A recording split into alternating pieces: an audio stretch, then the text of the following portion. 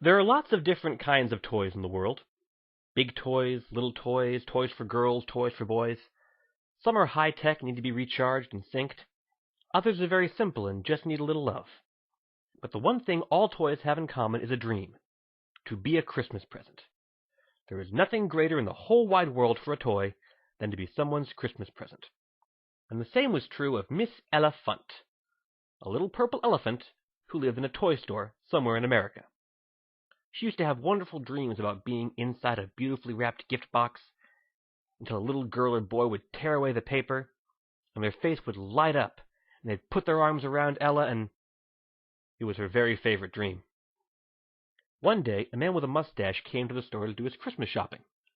Ella watched him pick out items from a list. "Well, that takes care of the kids. Just one more thing to buy," he said, and he glanced around the room until his eyes fell on Ella, and he smiled. "You'll do," he said. "You'll do just fine." To Ella's great delight, the man with the mustache picked her up and placed her on the checkout counter with the other purchases. "This is it," she thought. "I'm being bought. I'm going to be a Christmas present."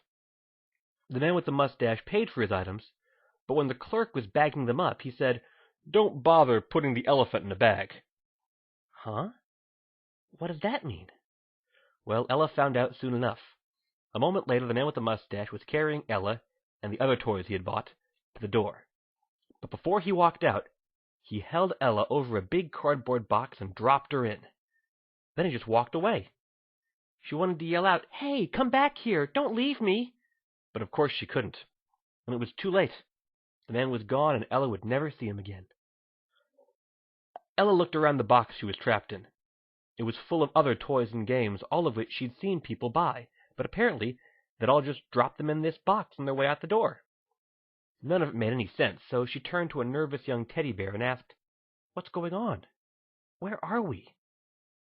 "I don't know," said the teddy bear. "One minute I'm sitting on my shelf just like you were.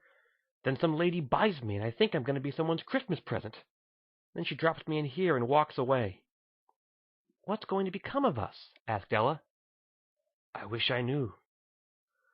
Ella passed the whole day in that box. Periodically, someone would drop another toy inside and walk away.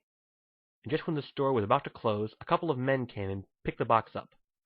They took it outside to their truck, and Ella saw them bring in another empty one to replace it. Now Ella, the teddy bear, and all the other toys and games in the box were in the back of a small truck, with dozens of other boxes full of confused and nervous toys. It was dark in the back of the truck, and the toys had no idea where they were going. Once they got there, however, they were handed over to several men and women who were all wearing badges that read, "Volunteer." Ella and her fellow toys were taken from their big boxes and put into new boxes. Ella looked at the labels on some of the boxes. Boys age 1 to 3, girls age 4 to 7, boys age 10 to 12, and so on.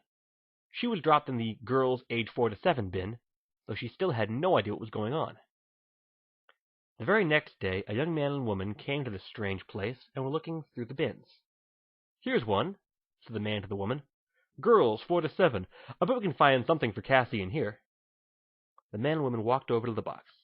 They looked briefly at the dolls and princess crowns and things. Then they saw Ella. "She's perfect. Cassie will love it." The man agreed, and they picked her up. Ella was confused. She felt sort of like she did when the man with the mustache,